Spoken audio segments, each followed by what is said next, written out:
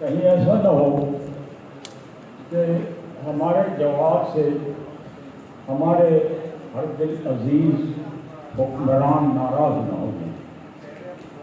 تو ترقیاتی منصوبے، تو منصوبے کا تو ذکر عجیب لگتا ہے اس ملک میں، کیونکہ منصوبہ بندی تو ہے نہیں. منصوبہ بندی کا یہ حال ہے، بارڈر تو بہت پسماندہ علاقہ رہا ہے، لیکن ترقی یافتہ شہروں میں آپ جائیں، کراچی، لاہور وغیرہ، تو وہاں ایک منصوبہ بناتے ہیں. فرض کریں ایک سڑک بچا دیا، کمپلیٹ ہو گیا، ٹھیکیدار نے بل لے لیا، کمیشن سارا ہو گیا. اس کے بعد کچھ لوگ آ کے اس سڑک کو توڑنا شروع کر دیتے ہیں. بھائی کیا ہوا؟ کہتے ہیں اس میں جو پائپ لائن ڈالنا تھا وہ رہ گیا. پھر دوسرا ایک آتا ہے، کہتا ہے یہ ٹیلی فون لائن ڈالنا تھا، پانی کا لائن ڈالنا، گٹر کا لائن ڈالنا. مطلب منصوبہ بندی کا یہ حال ہے کہ ہم پہلے کام کرتے ہیں پھر بگاڑتے ہیں اس کو. لہذا منصوبے کا تو سرے سے سنس ہی نہیں ہے، نہ وجود نظر آتا ہے. باقی ترقی دو قسم کے ہیں. ایک ہے اسٹریٹجک ترقی، جو حاکموں کے لیے ہوتا ہے، ان کے سہولت کے لیے ہوتا ہے. بلڈنگیں بنتی ہیں، ریسٹ ہاؤسز بنتے ہیں، ان میں تمام فیسلٹی ڈالے جاتے ہیں. سڑک بھی اگر بنایا گیا تو ان کے سہولت کے لیے. لیکن بنیادی ترقی وہ ہوتا ہے جس کو عوام محسوس کرے. عام پبلک کی زندگی میں اگر تبدیلی آ جائے تو اس کو ہم ترقی کہتے ہیں. تو یہ تو نظر نہیں آتا. عام زندگی، عام انسانوں کی زندگی میں مجھے کہنے دیجیے کہ ان کی زندگی میں اس ترقی کا ابھی تک اگر کوئی فائدہ ہوگا تو مولانا ہدایت الرحمان شاید جیل میں نہ ہوتا. اور اس نے عوامی مطالبات سے سیاست کی، اور اس لیے بھارت میں عوام نے اس کا ساتھ دیا. اب عوامی ایک اہم مسئلہ پورے کوسٹل بیلٹ میں یہ ہے کہ یہ وائر نیٹ ختم کیا گیا. اب وائر نیٹ کیا ہے؟ اگر آپ لوگ اسٹڈی کریں، دیکھیں، یہ وائر نیٹ پورے دنیا میں بین ہے. کسی علاقے میں اس کی اجازت نہیں ہے، لیکن پاکستان میں اس کو اجازت ہے، جو آ کے سمندر کی ساری نسل کو تباہ کرتا ہے. تو اس سلسلے میں میری گزارش میرے محترم سیاستدانوں سے سب سے یہ ہے کہ جہاں آپ کا فورم ہے، جہاں آپ قانون سازی کرتے ہیں، اس کے لیے بھی قانون سازی کریں، اور اس قانون میں یہ درج کریں کہ جو وائر نیٹ کا استعمال کرے گا اس کو سخت سے سخت سزا دی جائے گی. لیکن یہ صرف الفاظ میں نہ ہو، عملی طور پر وہ سزا دے کے ثابت کریں کہ ہم غیر قانونی کام کو روک سکتے ہیں. اس کا اور کوئی حل نہیں ہے جب تک کہ آپ قانون، حالانکہ ایک پچھلی سے ایک ہے لیکن وہ ایک ناکارہ ہو چکا ہے. تو جس ریاست میں ہم رہتے ہیں اس ریاست میں یہ تصور ہے کہ ترقی لوگوں کے لیے ہے، میرے خیال سے وہ نہیں ہے. اور ہمارا موضوع اصل میں آج یہ ہونا چاہیے تھا کہ ہمارے ریاستی ڈھانچہ کس طرح کا ہونا چاہیے جس کی وجہ سے عام لوگوں کو حقوق ملیں اور عملی طور پہ. تو وہ ڈھانچہ اب جو ہے نا میرے خیال سے مضبوط ہونے کے بجائے کچھ کمزور ہوتا چلا جا رہا ہے. اس کی وجہ ہمارے حکمرانوں کی بہت ہی لائق تحسین کارنامے ہیں جن کو بیان نہیں کیا جا سکتا الفاظ، کیونکہ وہ جو بھی حکمران ہے اس نے ریاست کے بارے میں کم سوچا ہے، اپنے ذات کے بارے میں زیادہ سوچا ہے. اب اس کی مثال دیکھیں کہ انگریز نے 150-200 سال سال یہاں حکمرانی کی ہے، اس نے ایسٹ پنجاب سے لے کر بولان تک ریلوے لائن بچھایا، بولان سے زائدان تک لے گیا، اس طرف لنڈی کوتل کے پہاڑ کو چھیلتا ہوا وہ لے گیا، لیکن وہ اس زمانے میں اربوں کربوں کا پروجیکٹ تھا۔ لیکن آپ نے نہیں سنا کہ کسی حکمران نے یا کسی افسر نے اپنے لیے روڈ بنایا، اس نے جو کام کیا وہ اسٹیٹ کے لیے کیا۔ ادھر ایک بولان میں جاتے ہوئے ایک سرنگ ہے، اس کا جو ایک انجینئر تھا، اس کی وائف اس نے انگلینڈ میں چھوڑ کے ادھر آ کے وہ ٹنل بنا رہا تھا، تو اس کی وائف نے اس کو کہا کہ یہ میں ادھر اکیلے ہی تنہا، بچے بچے نہیں تھے، تو میں ادھر آنا چاہتی ہوں تاکہ آپ کو جوائن کروں۔ اس نے کہا جو تو وہ خاتون آئی اور اس ٹنل کے کنارے صبح ایک کرسی لگا کے بیٹھ گئی، کتاب پڑھ رہی تھی اور یہ بلاسٹنگ کر رہی تھی۔ وہ بلاسٹنگ سے ایک پتھر اڑ کے وہ خاتون کو لگی اور وہ وہیں ڈھیر ہو گئی۔ اس ٹنل کا نام میں ایسے اس خاتون کے نام پر رکھا گیا ہے، اب نام مجھے یاد نہیں آ رہا جی، ہاں۔ تو یہ ہوتا ہے کارکردگی، یہ ہوتا ہے ریاست سے وفاداری، یہ ہوتا ہے ریاست کے لیے قربانی دینا۔ اب آپ اندازہ لگائیں کہ اتنے بڑے پروجیکٹ انہوں نے کمپلیٹ کیے، جن کو ہم کافر کہتے ہیں، جن کو ہم سامراج کہتے ہیں، پتہ نہیں کیا کہتے ہیں، لیکن وہ جب یہاں سے رخصت ہوئے تو کسی افسر کا، کسی وائسرائے کا، کسی ماؤنٹ بیٹن کا کوئی جائیداد آپ کو پورے برصغیر میں نظر نہیں آیا۔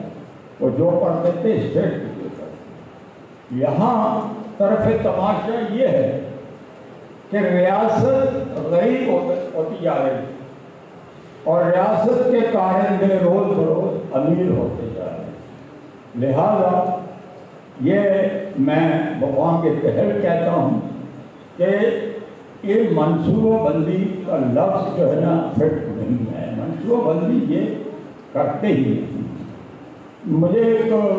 میں ایک آرٹیکل پڑھا تھا جاوید چودھری کا، اس کے 2 آرٹیکل تھے۔ ایک آرٹیکل پہ تو میری اس کی لڑائی ہو گئی تھی، جو اس نے لکھا تھا خدا کا لہجہ، پٹھانوں اور بلوچوں کو اس نے اچھا خاصا گالی دی تھی، تو میں نے اس کا جواب دیا تھا، انتخاب میں چھپ گیا۔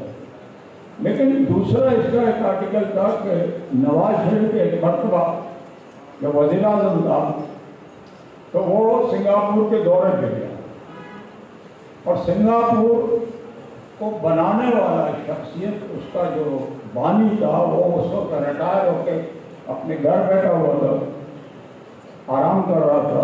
تو اس کے جب آفیشیل میٹنگ ختم ہو گئے نواز شریف کے، تو اس نے خواہش ظاہر کی کہ میں سنگاپور کے بانی سے ملنا چاہتا ہوں، آپ لوگ میرے لیے وقت دیں۔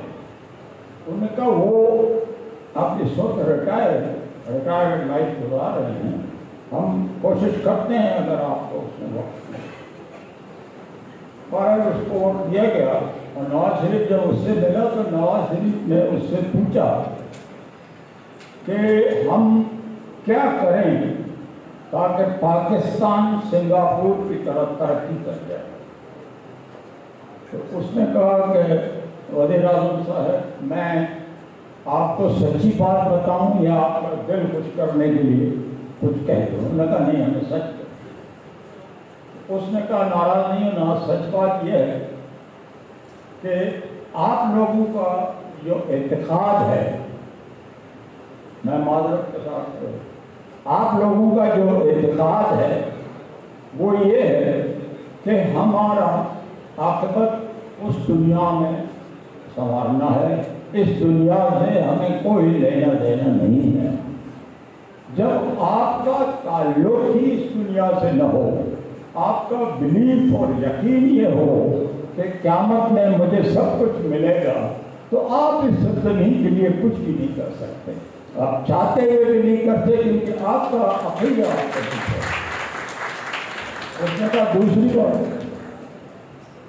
دوسری بات یہ ہے کہ میں 40 سال ہندوستان میں رہا ہوں، میں نے وکالت کی ہو، وہاں جائیداد کے کیس میں ساتھ تھے، لڑائی جھگڑا ہوتا تھا، میرے پاس ہندو بھی آتے تھے اور میرے پاس مسلمان بھی آتے تھے، تو میں ان کا کیس اسٹڈی کر کے سمجھتا تھا کہ یہ خام خواہ پیسہ خرچ کر رہا ہے، یہ کیس ہار جائے گا۔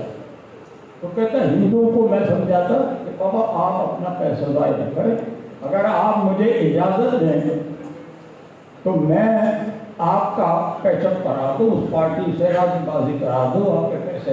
کہتا ہے ہندو فوراً تیار ہو۔ میں دوسری پارٹی کو بلا کے آمنے سامنے کوئی لے کے ان کا فیصلہ اور لیٹیگیشن سے عدالتوں کے چکر سے بچ جاتے۔ اسی طرح کا کیس مسلمان ہی لے کے آئے، تو میں نے کیس دیکھا کمزور ہے، میں نے اس کو بھی وہی مشورہ کیا، یار آپ نہ کریں، عدالت کی کاروائی چھوڑیں، آپ کا راضی بازی۔ اس نے کہا آپ کو صرف اپنا فیس سے واسطہ ہے، آپ مجھے یہ نصیحت نہ کریں کہ میں راضی نہ ہوں، میں مسلمان ہوں، میں لڑوں گا، میں مروں گا، میرا بیٹا لڑے گا، میرا بیٹا مرے گا، میرا نوازا لڑے گا، ہم لڑیں گے تباہ ہو جائے لیکن چھوڑ دیں گے۔ ایسے لوگوں کو ترقی سمجھ میں نہیں آتا۔ ایک تو آپ کا یہ پرابلم، تیسرا وہ خطرناک پرابلم تھا، اس کو میں کہہ دیتا ہوں۔ اس نے کہا دیکھو آپ کا جو عربی ہے اس کو اس اقتدار کا چسکا لگتا ہے، وہ نہیں چھوڑے گا۔ تو اس بات سے ہمارے ملک میں منصوبہ بندی اور ترقی اس قصے کے مطابق پھر وہ اس نے کہا کہ میں اپنے واقع سے جا رہا ہوں، خدا نواز شریف بھی آ گیا۔ پھر نواز شریف کے ساتھ جو اشر ہوا وہ تو آپ لوگ کے سامنے ہے۔